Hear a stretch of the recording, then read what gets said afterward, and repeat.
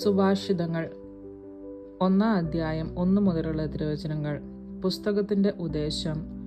ദാവീദിന്റെ മകനും ഇസ്രായേൽ രാജാവുമായ സോളമന്റെ സുഭാഷിതങ്ങൾ. മനുഷ്യൻ ജ്ഞാനവും പ്രബോധനവും ഗ്രഹിക്കാനും ഉൾക്കാഴ്ച തരുന്ന വാക്കുകൾ മനസ്സിലാക്കാനും വിവേകപൂർണമായ പെരുമാറ്റം, ധർമ്മം, നീതി, ന്യായം എന്നിവ ശീലിക്കാനും സരള ഹൃദയർക്ക് വിവേകവും യുവജനങ്ങൾക്ക് അറിവും വിവേചന ശക്തിയും പ്രദാനം ചെയ്യാനും വിവേകി ശ്രദ്ധിച്ചു കേട്ട് അറിവ് വർദ്ധിപ്പിക്കാനും ധാരണാശക്തിയുള്ളവർ പഴമൊഴി, അലങ്കാര പ്രയോഗം, ജ്ഞാനികളുടെ സൂക്തങ്ങൾ, അവരുടെ കടങ്കഥകൾ എന്നിവ ഗ്രഹിക്കാൻ തക്ക കഴിവ് നേടാനുമത്രേ ഇവ. ദൈവഭക്തിയാണ് അറിവിന്റെ ഉറവിടം. ഭോഷന്മാർ ജ്ഞാനത്തെയും പ്രബോധനത്തെയും പുച്ഛിക്കുന്നു. ദുഷ്ടസമ്പർക്കം വെടിയുക. മകനെ, നിന്റെ പിതാവിന്റെ പ്രബോധനം ചെവിക്കൊള്ളുക, മാതാവിന്റെ ഉപദേശം നിരസിക്കരുത്. അവൻ നിന്റെ ശിരസിന് വിശിഷ്ടാഹാരവും കഴുത്തിന് പതക്കങ്ങളുമത്രേ. മകനെ, പാപികളുടെ പ്രലോഭനത്തിന് വഴങ്ങരുത്.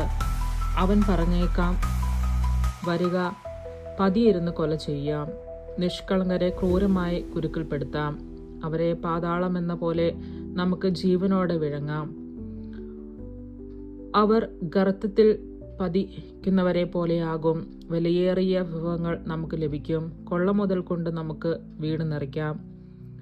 ഞങ്ങളോട് പങ്കുചേരുക, നമുക്കൊരു പണസഞ്ചി മാത്രം. മകനെ, നീ അവരുടെ വഴിയെ പോകരുത്. അവരുടെ മാർഗത്തിൽ നിന്ന് ഒഴിഞ്ഞു മാറുക. അവരുടെ പാതകൾ തിന്മയിലേക്ക് പായുന്നു. ചോര ചിന്താൻ അവർ വെമ്പൽ കൊള്ളുന്നു.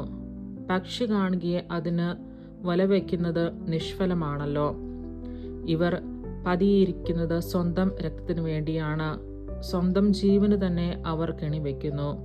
അക്രമത്തിലൂടെ നേട്ടമുണ്ടാകുന്നവരെല്ലാവരുടെയും ഗതി ഇതാണ്. അത് അവരുടെ തന്നെ ജീവനെ അപഹരിക്കുന്നു.